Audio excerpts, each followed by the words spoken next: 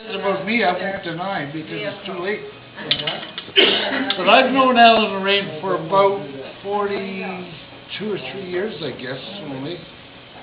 Grandma for about 41.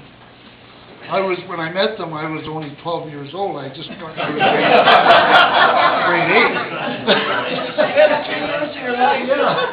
that was the best 3 years of my life in grade 8. I want to start with Al, because Mike and I are clearly going to zero in on Lorraine tonight. Looking at that album Lori sent around, it's very interesting, because Al and I were in the force before the tasers.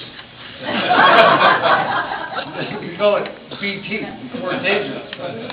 But to tell you the difference between what's happening today and when Al was originally in the mounted police, he was down in Chilliwack, and a guy came into the police station with a knife. And I noticed on Al's sleeve he didn't have the cross revolver. He had the cross rifle, but he should have had the revolver, because in his wedding pictures he didn't have it. Maybe he took it off, but they took it away from him.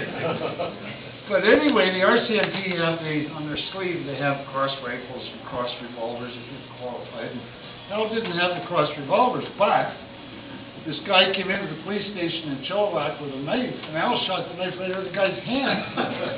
And he almost got fired for it.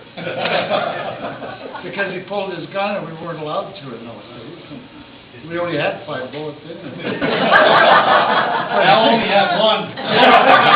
Yeah, now they don't have any. And the other thing about Al, that probably Lori's heard this story before, but when Al met Lorraine, he was so taken aback by seeing her. It was instant love, right there. You don't know it. And he had just blind, objective, I've got to marry this woman, I've got to be with her. Get over here. So what he did is, he invited her to the RCMP ball. The only thing Al never thought of is he really wanted to impress her with his uniform, and he took her to the ball, and he looked great. He was a lot thinner then. But what he remembered when he got to the ball is he's never learned how to dance. And I didn't learn how to drink scotch. That's right, yeah. And he bought a bottle with him of straight scotch. He's with this jerk that can't dance, he's got a bottle of straight scotch. And he liked to tell her it was formal and she wore a cocktail dress. That's right. Yeah. Show the legs. Yeah. So anyway, leaving Al alone, I think most of us, like Mike and myself at least, we know some of Lorraine's rules. Since about 1965, I've lived with Lorraine's rules.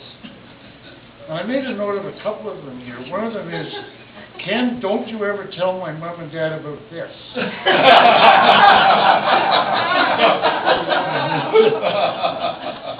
can't read this. Oh, for heaven's sake, you had to write it down. Yeah, well, I did, because there's so many. If Al goes to Blue River for lunch, he's got to be home before 3 o'clock tomorrow morning. Don't bring liver to my doorstep at 2 in the morning for the deer. I'm not cooking it again.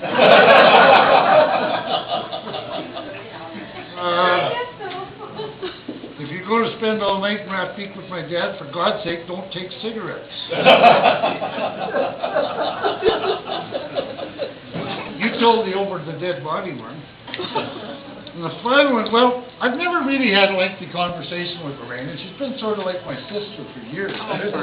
Every time I start to get serious with her and say something intelligent, her eyes glaze over, she gets this little grin on her face. Have you heard that? That's where I say hello. Yeah, right.